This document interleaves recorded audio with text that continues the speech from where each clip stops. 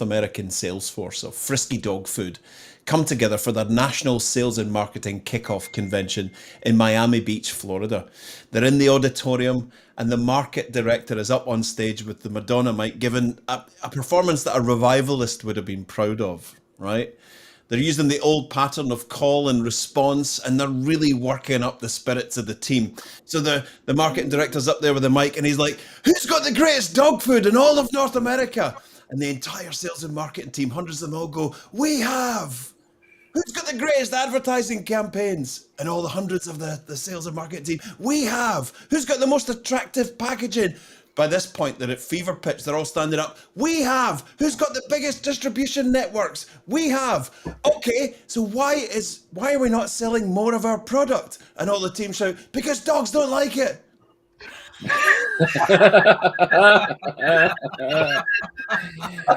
Oh, nice. So what happened with? Oh yeah. I don't have to explain it. Yeah, it's. You know, that's such a beautiful metaphor. Oh, what a great comment from Henry. No,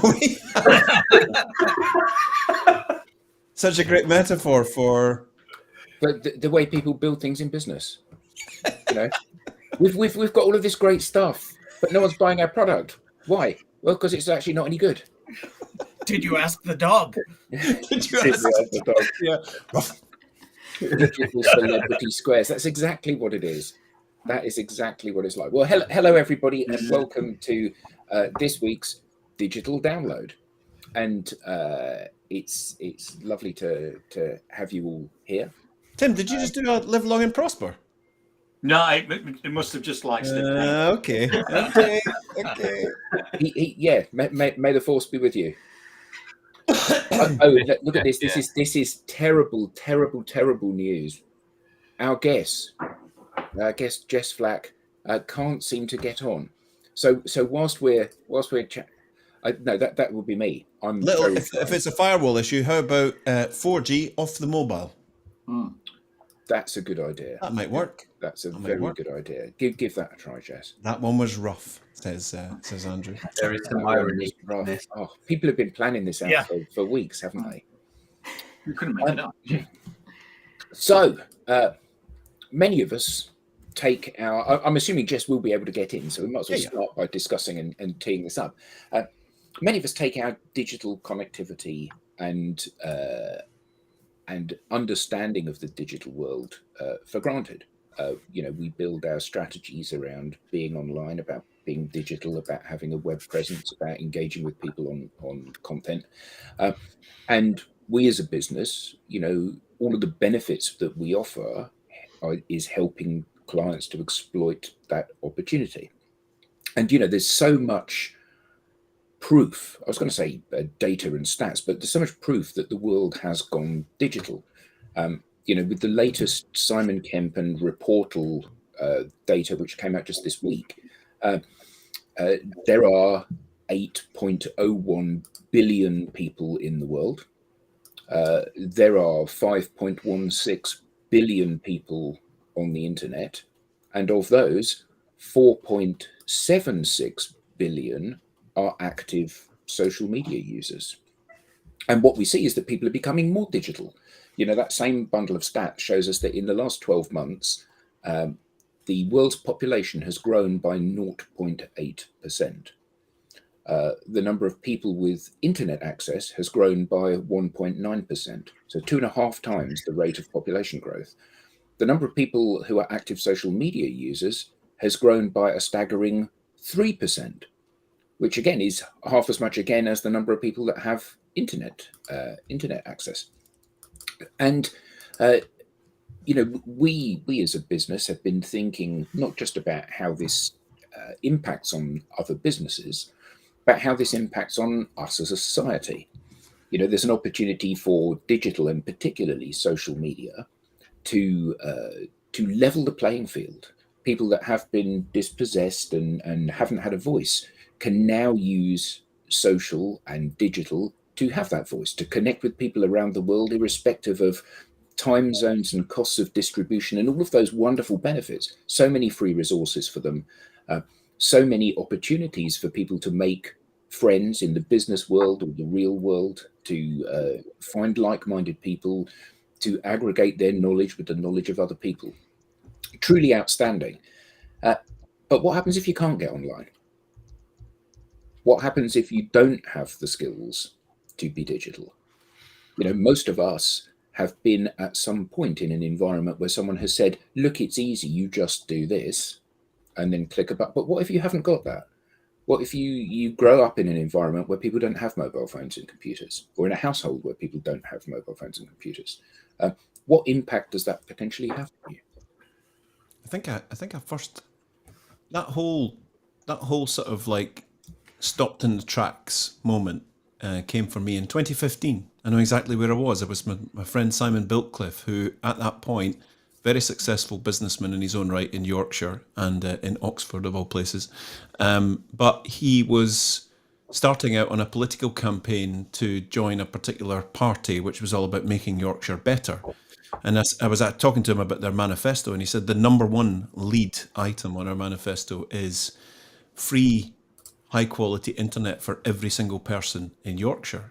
And I think in 2015, I remember the conversation. I said, "That's it, the number one. Surely there are bigger issues." And he went, "There are no bigger issues." And I said, "Why?" And I didn't really get it back then. I've had epiphanies since then in learning, but he said medical, education, communication, really important connectivity, just feeling connected for people, parents, children, businesses, whatever it might be, pensioners, all need internet connectivity. The world is just going to get more and more advanced, and we're going to get to the point where if you don't have the internet, or have the internet but don't feel confident enough to use it, or don't have the skills to use it, you're going to be excluded. You're going to be isolated from society that's just picking up and moving towards digital. I think in 2015 I was like, yeah, okay, good idea. But just looking at daily domestic and business life for ourselves, we're in a very fortunate position because we're in the sweet spot where we can absorb every change, we can get it, we can move on. Something like AI, Chat AI, all these things come in and we go, oh, this is really cool. We jump on, we learn how to use it, and we see how we're going to absorb that into our business and domestic lives.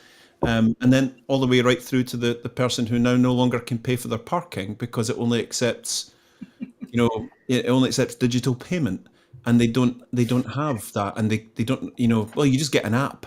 What are you talking about? Just get an app? What do you mean? So the massive swathe of, and I think for some of us, the lucky ones, we haven't noticed the massive digital shift in all aspects of our lives, but some people really do because they can no longer do things, or there's a whole. I'm a video gamer, right? And it never fails to surprise me where I find a game, it's all online, and I go in and there's a massive community that have been playing it for years. It's all been happening, and there's ways to do things, there's language and all of that, and I didn't know it existed because I'd never clicked on the button and got in. And there's now massive domestic issues and commercial issues happening on the other side of that digital curtain that people are completely unaware of, and it may be holding them back in life, or they might just shuffle off this mortal coil having never known it existed. But yeah, I think. So that whole piece, and the reason why she's crying, so that was supposed to lead on nicely too. So would you like to introduce our guest? Yes, absolutely. So I've been chatting recently with over this subject with someone who's a specialist in this subject, someone who's actually now working with a county council here in the United Kingdom in Essex, and their lead title is the lead digital inclusion officer. Now think about that. That's incredible, right? That's incredible. So it's Jess Flack. I don't know if Jess is here, is she? She is. She's in the green room, and I'm just about to let her in. Hey! Hi, Jess. Yes. We can just Talk about digital exclusion. There was a beautiful irony to that, wasn't there? Yeah, it's my job to not be digitally excluded, and I couldn't even get in. So I do apologise. That was option. So the whole thing that we were talking about. I think we've got a tiny little delay, but yeah, we'll deal with I heard most of it. The whole thing about people having access to the internet, and not only just having access, because that's one thing, most people have access these days. What do you do when you're there? How do you get the skills that you need to operate in a digital world, both domestically and commercially? That whole issue is something that you're looking at very seriously with the Essex County Council. And so can you take us back to the start and just tell us how it all came about? So I've been in the role for about 8 months now, and said it's taken really seriously in Essex, but it's taken very hold of the UK. There's a lot, not necessarily the case that we're promoting it as well as we should be. It's a bit patchy, and there are pockets of really great. And I went to an event with the Digital Poverty Alliance, who are a really great group to follow, fantastic in this space, a couple of days ago. And they said that what they're hearing on the ground is there's actually almost too much support, to the point where people don't actually know where to go. Is it right for me? What, am I in the right bracket for this piece? That sort of stuff. So it's a fantastic area to go into, because it cross cuts every area of our lives. But it's also kind of frustrating sometimes to be able to connect the dots a little bit more. So yeah, I work Essex County Council, and I have my role is part funded by Suffolk and North East Essex ICB, and as part of Essex County Council. So I'm able to kind of have sort of a overview of what's happening, all the amazing things that I can sort of connect into an outward facing role as well, which is fantastic. So what you said is 100%. It affects, we only have a fifth of households online. Actually, no, a fifth of households aren't online. That's the best way to put it. I did put all of this stuff down and have all the research in front of me, and then all this went wrong. So bear with me a sec. And it's sort of affecting lots of different groups. We focus on the 3 A's effectively: access, affordability, and adoption. So we have an amazing Digital Essex team who focus on the connectivity side of things, who are organisations to put Wi-Fi broadband in, especially in our rural locations where we don't have great coverage. And then we've got lots of other initiatives. You may have heard of social tariffs. Have you heard of that? Yep. No. Okay. No. Stunned into silence. Tariffs is really broadband tariffs. Individuals who are on universal pension credits, and they're there to support people who or have access to broadband packages. There's lots of work been done around at the moment, kind of trying to get people to know about, easily switch over. Then you've got the Good Things Foundation, who are working on the National Data Bank.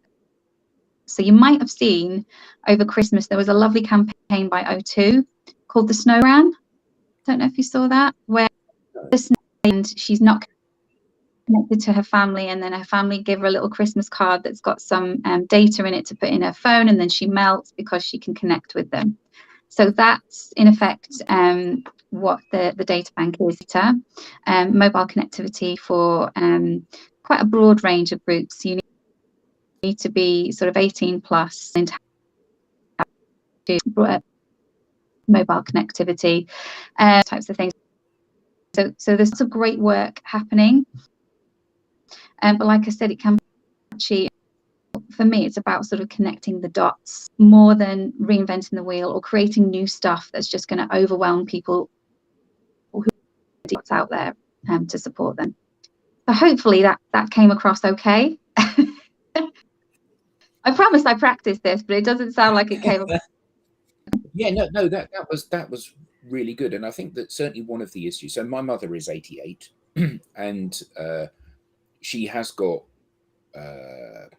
Virgin Media at home, and when we log on to iPlayer and we get that little thing that goes around, and I say to her, "Yeah, sorry, it's buffering." To which she says, "Say what? What are you talking about?" Yeah, And terminology. yeah, and I think that I mean, you said about connectivity. An issue certainly in the more rural areas of this country is one of lacking infrastructure. So when I moved into this house 12 or so years ago, we had BT broadband, and it was 2 meg. And that was the fastest that we could get it, because it was carried down copper cables, and the nearest exchange was 7 miles away. And this is also a not spot for mobile access. So if you stand out at the end of the garden, in the middle of the bit with no trees around, and hold your mobile phone up, you can get enough coverage to send emails or make a call, but the rest of the time you can't. And then we went from that 2 meg to having about 7 years ago fiber to the premises. So we can now have 300 meg and 150 meg upload speed, and we can run obviously mobile phones through Wi-Fi calling now. But up until that point, it would have been really difficult to convince somebody the validity of being online and seeing the benefit of digital. Because one of the things that we get when we've got our mobile phones, we've got 4G or 5G, and we've got ultra fast broadband, is that everything just plugs together seamlessly. So you can have a video call with someone, you can transfer to your mobile, you can send and receive emails and browse the internet and all of those things, and stream movies. And it all just seems so effortless. But you just put a few small chinks in that armor, and everything falls down. And what you remove from people is that they fail to see the point in a lot of cases. But you also know what to ask for, though, don't you? Sorry? You know what to ask for. Yeah, absolutely. I mean, my mum, my mum is 85, and a youngster. Yeah, she's a mere youngster. Yeah, and but she has it all sorted because she doesn't know what to ask for.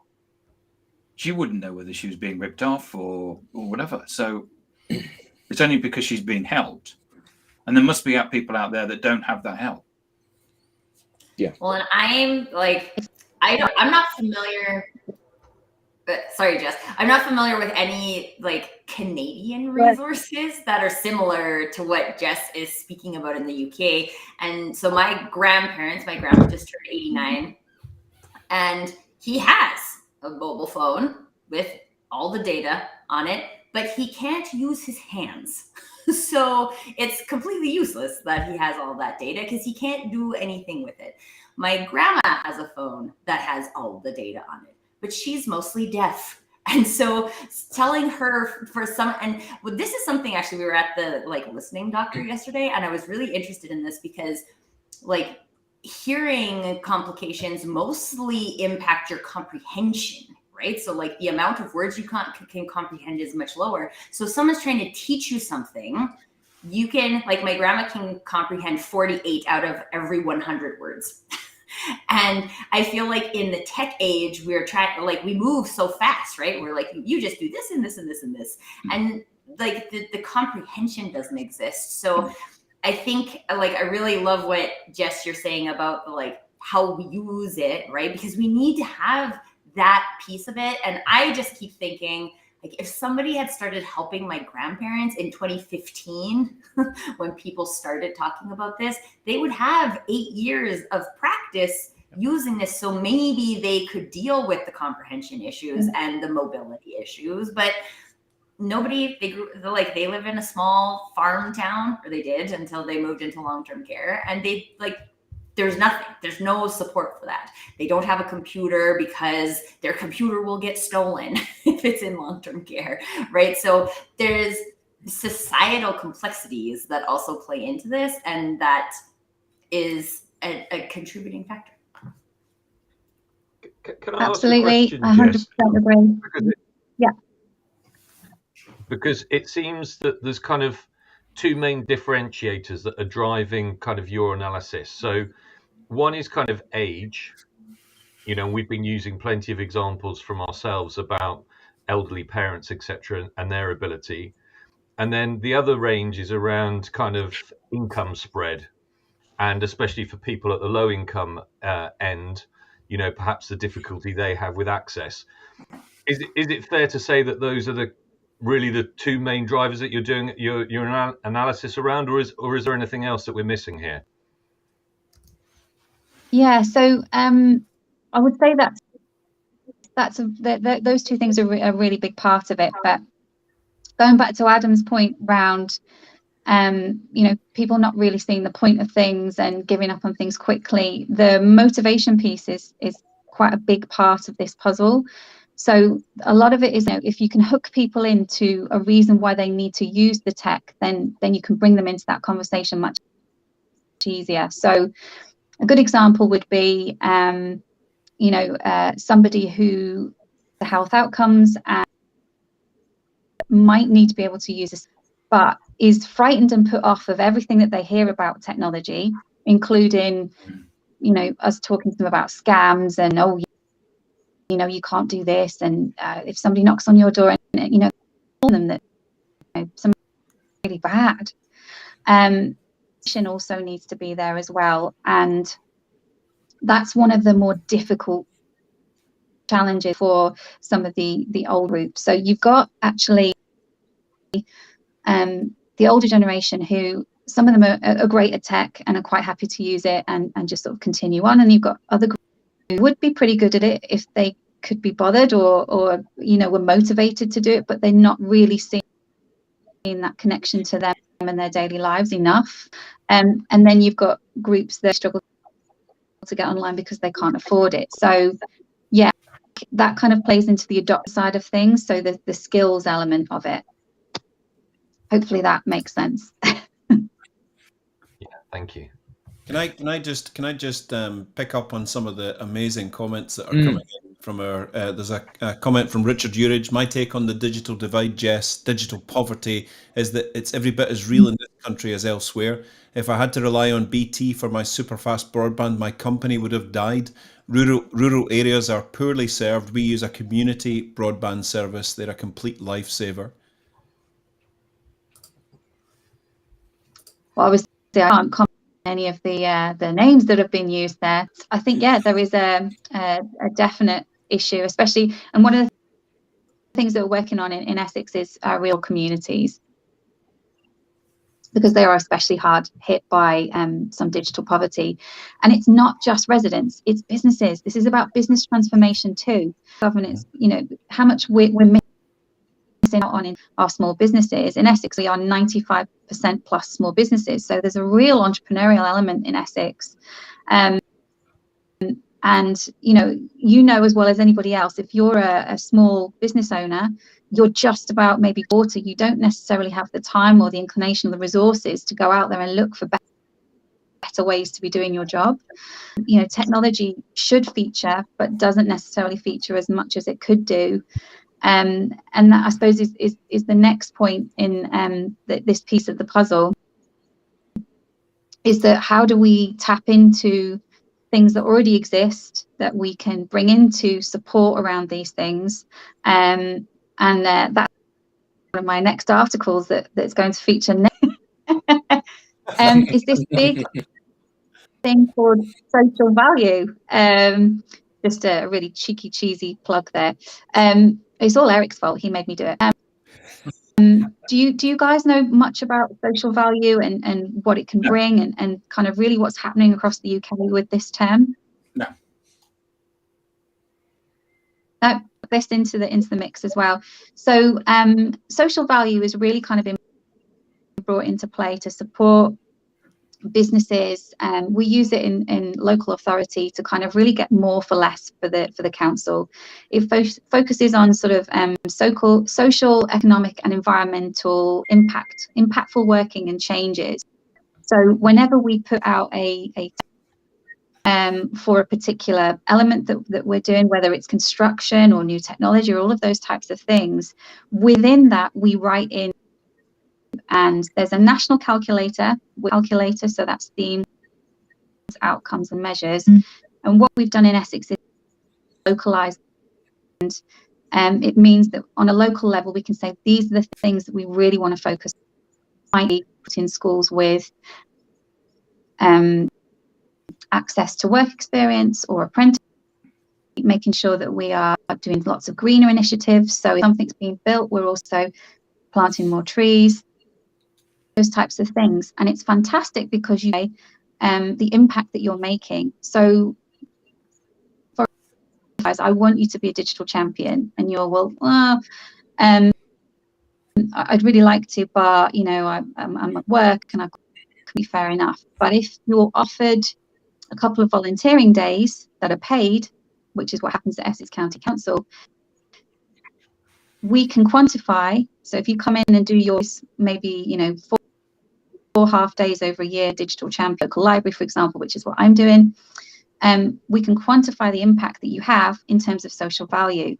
And the thing that I'm focusing on at the moment is using these volunteering days to say, okay, how are we transforming the council to do more with less? Because let's face it, that's what we're doing. If we're bringing people into this digital conversation and enabling them, you know, have more access online, then they can access council services. Face-to-face interaction is more costly than online. All of this sort of stuff comes into play. So it's a really interesting way to look at how we can do more with less, look at relationships that we've got that grow. If we're working with Microsoft or Amazon, what can we get from them to support our local communities and build up a more sort of socially impactful way of working? So is it all about getting silent?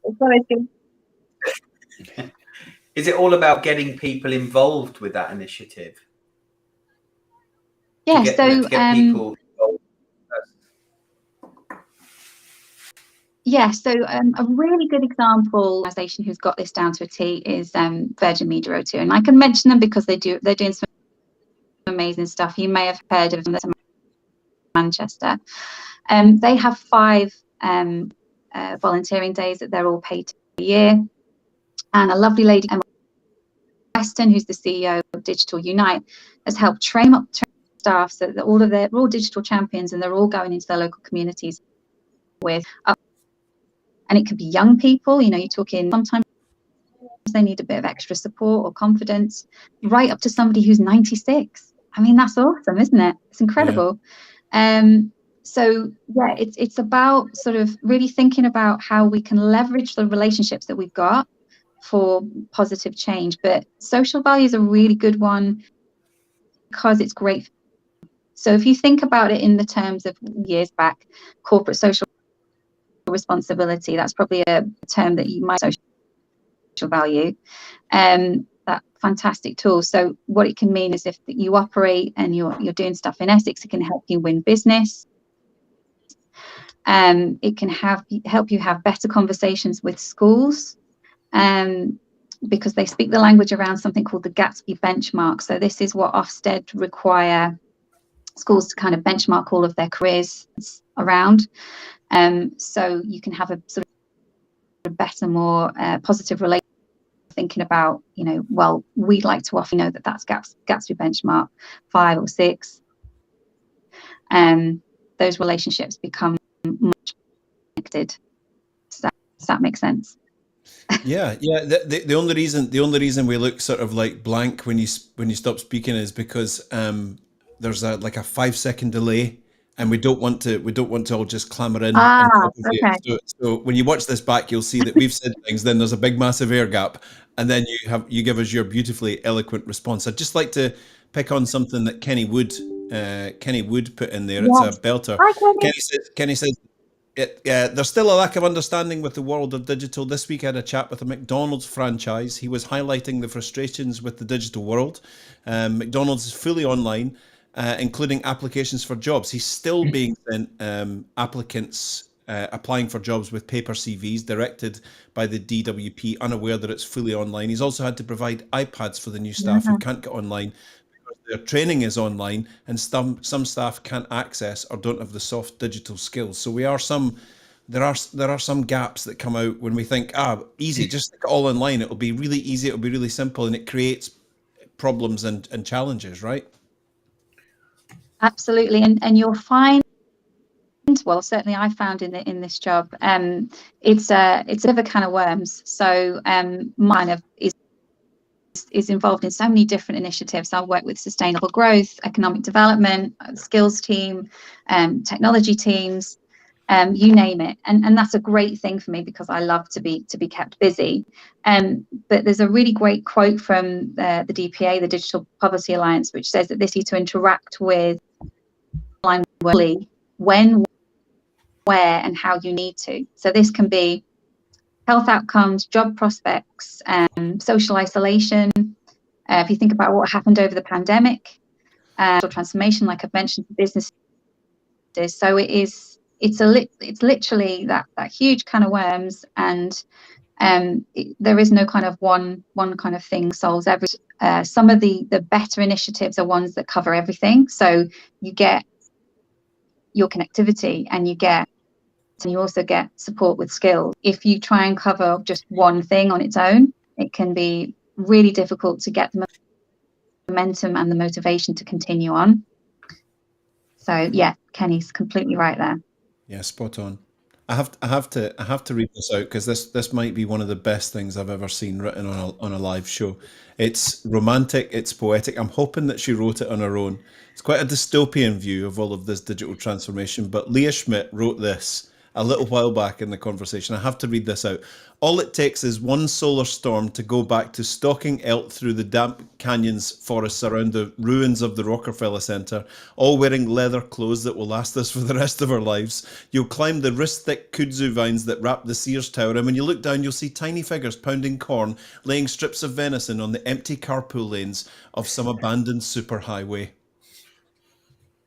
Sounds like The Last of Us. Wow. It sounds like The Last of Us, doesn't it? It does sound like The Last of Yeah. Us. It's a Hunger Games, Maze Runner, dystopian view of well, it's the future, isn't it? Let's be honest.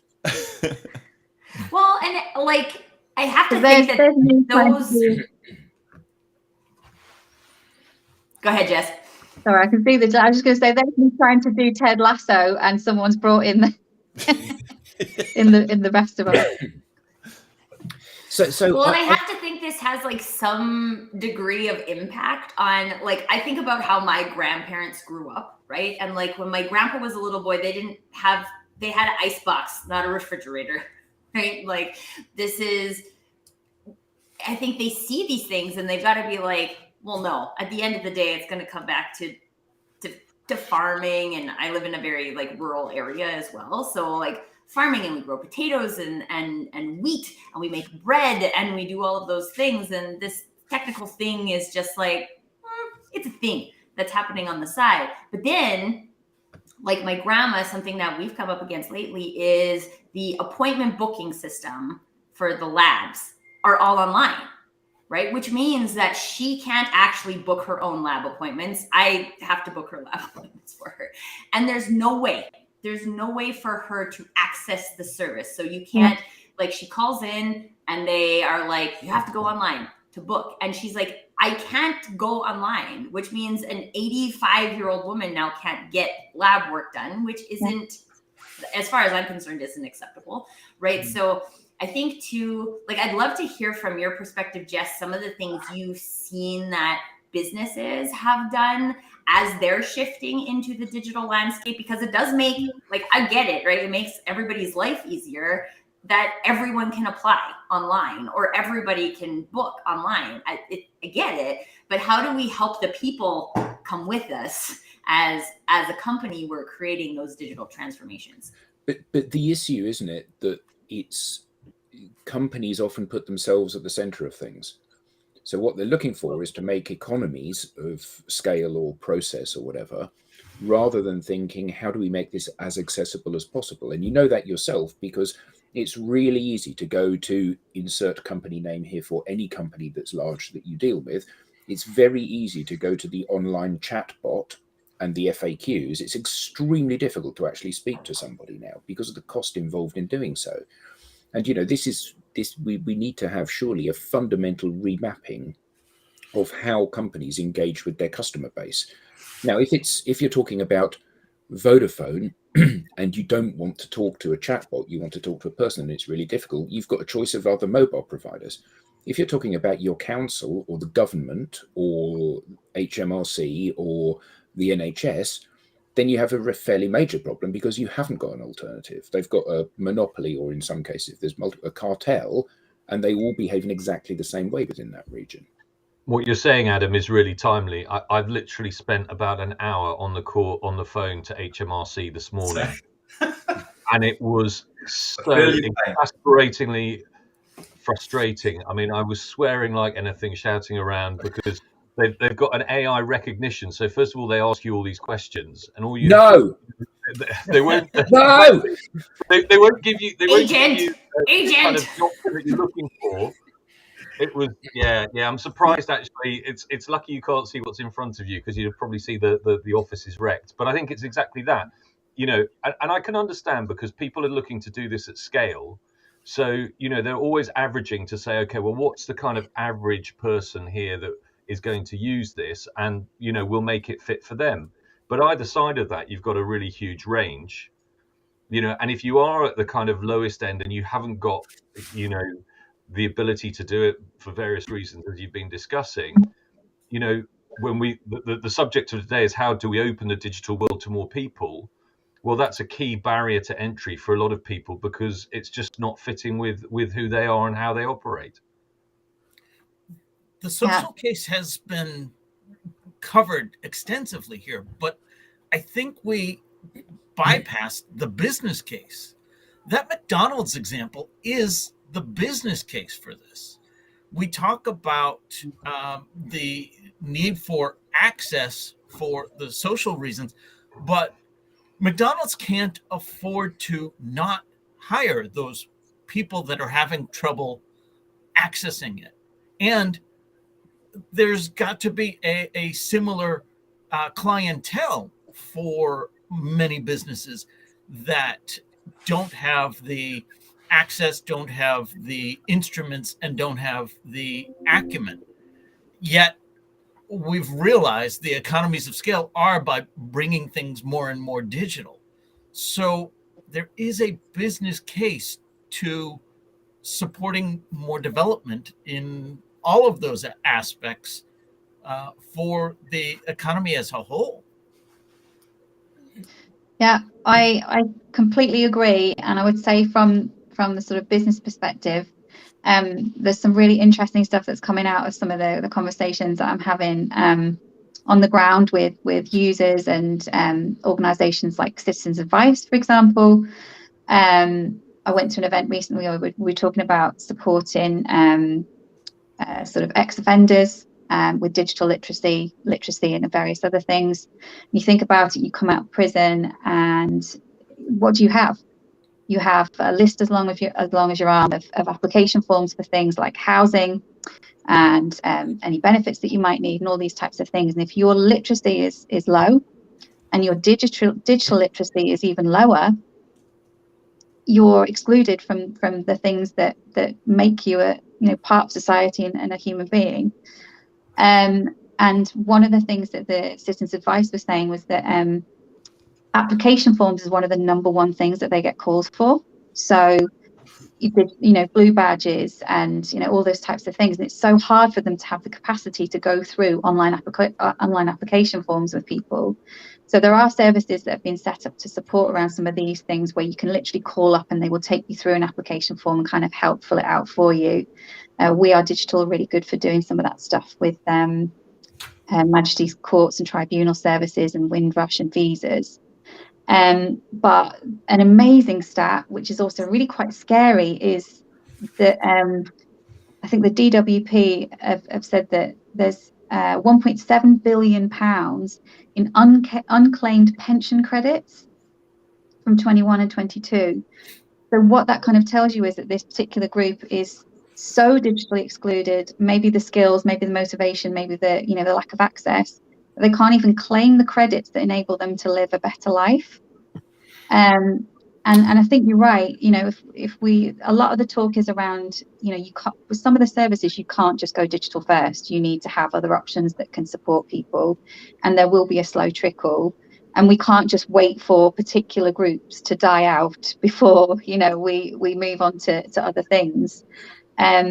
Because there are still groups that really struggle. And application forms, like, I remember being a recruiter years ago, and we had a thing where people would complete a written application form and we would scan it and it would go into a system and it was managed that way. So there are things that we can do.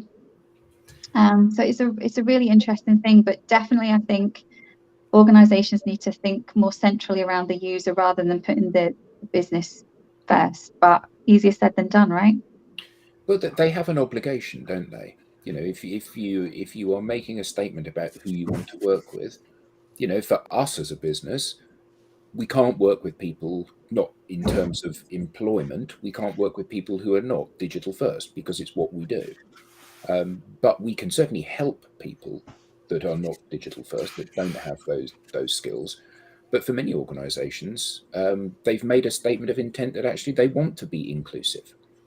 And if you want to be inclusive, then you have to find a way to make it work. And you must put something, you know, maybe your corporate social responsibility, or whatever your new term for that is, Social value. social value, putting that ahead of purely profit and refine, you know, shaving another fraction of a penny off this. And, you know, if you think about Will's comment about spending ages getting through to HMRC, when you get through to HMRC, they're delightful people, they're really helpful, they're really knowledgeable. And yet it seems that there are so many barriers, you know, they become the friendly, smiling face of a government department that actually we don't like because it's about taxation. And they would be really good if they were put at the leading edge of that. So you could talk to somebody at the first point that you reach out to them, because then you wouldn't be so fearful of that department. But actually, it makes it so awkward to get through to them that in the end, you just give up. Yeah. Mm-hmm. Alex, did you want to say something? I was going to touch on something Jess mentioned earlier. Kind of triggered a thought about the opportunity that there is to sort of digitally transform the way that we operate, to be more inclusive, or to help, you know, citizens feel more inclusive. But then it kind of got me thinking, there's so many examples where companies have done quite big projects, digital transformation projects, that actually result in a diminishing experience, a worse experience for whatever reason. And so, you know, what does, you know, for someone in your position, I guess, within the council, what sort of things can you put in place to quality control the projects, the digital transformation projects that other companies are doing? So I think a lot of it for us is about advocacy. So we're in a really good position. Well, I would like to think so anyway. We're in a really good position to advocate for, you know, positive changes, and we've got some experts. Ben Onsworth is one of those in this area. And we could potentially leverage the good work that we do and how we do it to support digital transformation for other organisations by kind of, you know, potentially using some social value, some of our volunteering days to get out there and tell them about the good work that we do. That would be one of the ways that I would look at it. It's a very different way of thinking, of working.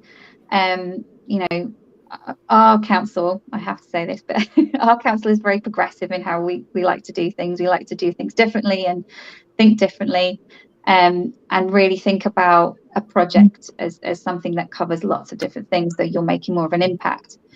That's not to say that there aren't other councils that do the same thing, but I think if we are in a position where we are fed information directly from central government and they're giving us great hints and tips and useful advice on all of the things that we can do within our own council to make those changes, then we have an opportunity to advocate that information getting out to all of our smaller businesses, you know, in a sort of cost-free, friendly advice kind of a way. I mean, that's how I see it, but you know, you may have different feelings about your own local council. Would you see them as a good place to advocate this sort of stuff? So if the information came from them, would you think that was a good thing or a good place to get that information from? I'll throw that back out to you. Yeah, I think so. I think the challenge though is, with such a big opportunity, so many companies are going to get on the bandwagon, and potentially deliver projects that aren't, reaching a certain quality level. Mhm. And so Yeah. as a council, how do you govern that? How do you have a quality control to ensure that companies that are delivering these projects to improve the experience for the population are actually improving the experience and making them more inclusive at the same time? So there are certain there's legislation that you need to work towards. You've got organisations that support around making sure that the work that you're doing is accessible. And I read about something yesterday. I'll try and remember to put it up in the chat later on. That when you're creating something that is accessible and digital first, especially if it's a sort of wider used piece of tech and it can help support with services, that there are certain criteria that you need to have. But you're right, like quality assurance and quality control. If we're directly working with a particular organisation to create a project to support residents on a particular thing, then we have a lot of say in how that happens and how we do that. But external to that, it would be our sort of in our best interest to be given advice and sort of advocating on positive things that people can be doing. But like, we wouldn't necessarily have the capacity to get involved with every project that makes that change, unless it's part of something that's contracted into us where we can have that say. And then it's just about, I mean, there may be, I'm not an expert in this area, but there may be some sort of, kite mark quality assurance things that we could add on top of the things that we do. I've seen a great piece of tech around, accessibility stuff. AbilityNet do some great work as well. So you can actually have organisations like that check that the things that you're doing are inclusive and accessible, and do the things that they should be doing when you're creating digital transformation. Hopefully that wasn't a really sort of political, not a yes and not a no response. I do try to answer questions. Thank you. Well, and I think to some degree it comes back to just like having that intention as part of your digital transformation, right? So if we know that, okay, there's this business case for digital transformation, and how does that impact our users? Because even like I worked for a tech company. One of the solutions that we provided was this like in-store data collection mechanism for retail stores to collect customer information and permissions and surveys and all those things. Half the stores had a problem with connectivity, so they couldn't actually use the solution, right? So I think it's just about reminding ourselves that there are these digital limitations, and if we're looking at digital transformations, if we're looking at digital project implementation, how could this digital divide limit people's ability to access the system or to take advantage of this helpful thing we're trying to give them, and make sure that that is part of the conversation? Because as I think we've all experienced in different areas, there's always a digital limitation. So let's not forget the intention of minimizing those digital limitations when we're talking about digital transformations. You are 100% on the nail with that, and there are so many examples of how some great apps have been developed, and they're wonderful, and they've done fantastic user testing, and then they found out that the people who they're supposed to be sort of accessing for this particular piece of tech haven't got a smartphone, so it doesn't work. And that 100% is the challenge. And I think obviously that, when you're talking about your user groups and focus groups and all this sort of stuff, that should be fundamental to anything that you put together. Ask the people that you are putting out this app or this piece of tech for in the first place. I have two great assistants in the form of my kids.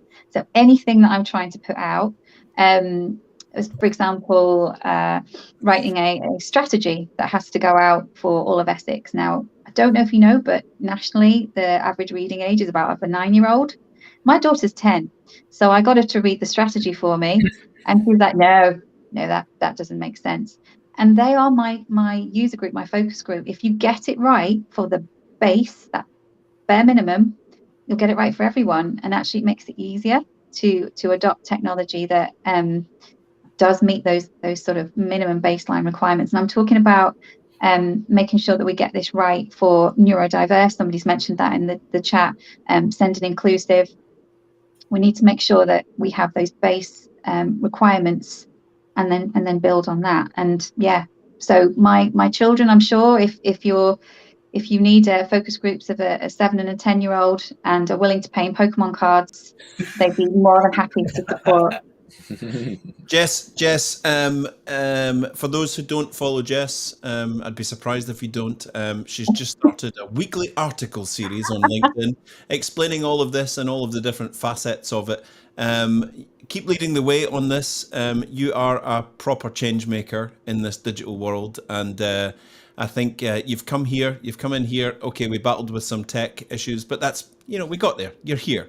But we learn from you. Please make a date to drop back in with us at some point and give us the latest updates on your learning, because this is a phenomenal journey that you're on, and ultimately you're trying to help people have easier lives as the world changes. So we're going to let Jess go, if that's okay, and we'll catch up with you later on, and we'll just finish up the show. Thank you very much. On our own. Thank Thanks you. so much. Thanks for having me. Take care. Bye. Bye. So, like Andrew, who said he's a legend. Well, he said I am legend, but we're talking about dystopian films. Jess is herself a bit of a legend. Absolutely. I mean, it's such a fascinating topic, isn't it? And as she was talking and we were kind of thrashing out the kind of parameters here, I was thinking to myself, the really worst bit about this is that the people who are not digitally enabled, who are digitally excluded, those people are stuck in a feedback loop, aren't they? Because they don't know that this is a possibility for them. Yes. And they can't complain about the fact that this possibility is not open to them, because all of the communications that tell them that they can complain about it are done digitally. And the method for complaining is a digital method. Yeah. So it's like, how do they break out of that dreadful scenario? Like, we've got no coverage here. Oh, well, you just need to, we used to get this. You just need to go online and report it. Well, clearly, I can't go online to report it because we've got no coverage. There's a hole in the bucket. My coverage checker is saying that you do. Well, the number of bars on my signal is telling me I don't. I've got a really funny story. I can't. Just yesterday, we're all for, what Jess is doing, what her team's doing, and what she's looking out for, and her peers that are trying to digitally advance the human aspect of all of this in the world, are doing some great stuff. And we're all on this screen digital pioneers ourselves that are doing things in new ways through digital channels. But I just have to share with you just a funny little thing about the digital transformation of life that happened to me yesterday. The famous food store Itsu, you may be familiar with it. Yeah. I decided I walked through the biggest shopping centre in Aberdeen yesterday, Union Square, and I thought, oh, Itsu. I remember when I used to go to London, I used to like Itsu. So I walked into the shop, and it's quite small, right? So I walked up to the counter to the two good-looking young guys in the Itsu gear. They've been hired because they look like models. They look the part. They both look, old man. What can I get you? They look like Harry Styles, the two of them, right? They're standing there. And I said, can I have a sushi box, please, and an aloe vera drink? And he went, you can't order from us here. You have to order at the digital ordering booths. I said, all right, the ones that I've just walked past to come to you, even though the stuff that I want is right behind you. And he went, yeah. So I had to walk up to the digital ordering booth. The shop's empty. It's just the two Harry Styles with the stuff that I want just behind them. And I looked at them. While I was looking at them, I'm now 7 meters away from them, 7 meters away from the stuff that I wanted. And I had to go on and go into the menu, find the thing, touch on the thing, find the drinks, add to cart, blah, blah, blah, pay. You had to do the thing in order to get the thing. I had to print off a ticket. It said printing your ticket. They're both standing there looking at me. There's no one else in the store. Print off the ticket, took it up to them. Computer says no. Computer says no. By the time I got to the table, the computer had told them to pick the thing off that I'd pointed at earlier and the aloe vera drink, and they put them down, and I gave them the ticket, and they sort of went, yeah. Okay. All right, guys. A thing of great You turned beauty. back to them and shouted, "Get off my lawn!" But okay, this is a really great example of like a balance between digital and people, right? Because the people could have done that, right? The digital can do it, but the people could also do it. I went to a restaurant lately. We did this like girls' lunch. And they have the same thing, right? They got the QR code on the table. You scan it. The first person who gets there is now like the leader The of the host. table, and they have to let other people in, right? Ooh. So now what you've done is you made everybody who's come for a social lunch sit on their phone. You force them to do that, right? Like, and now you order on the phone. There's no menu, right? And you don't look at the menu on the phone and then order with the waitress. And there is a waitress. You order on the phone. And then it allows you to like split the bill and everything. And so there's some cool aspects of the technology. Yeah. But what you've done is you've taken people away from the conversation and forced them to go on their phone. And the waitress was actually quite lovely, right? Like, and she was very conversational and we had fun with her, but she's not doing anything that a waitress historically does, right? And you're just like, did we think about how this impacts the human experience before we did this so that we could hire less people, right? Like we've implemented the technology. So now I can have one waitress who serves the whole restaurant because all she's doing is bringing people things. But this is where the technology is put in front of the customer and the customer experience, isn't it? We've got this new app and by God, you're going to use it whether you want to or not. And, we see so many organizations that behave in this way. Yeah. And, we have a restaurant in town that went to that exact same model, but it wasn't because they wanted to hire fewer people. It was because they couldn't hire. Yeah. And I had the exact same complaint because in my family, we have a no phones at the table rule. So we go to this restaurant and every one of us has to bring the phone out. It completely defeats the social aspect, as you were saying, but it's become kind of a necessity in some ways, because otherwise that restaurant literally would not be able to exist without it. Hey, we discovered some cool stuff today that I feel like we're missing.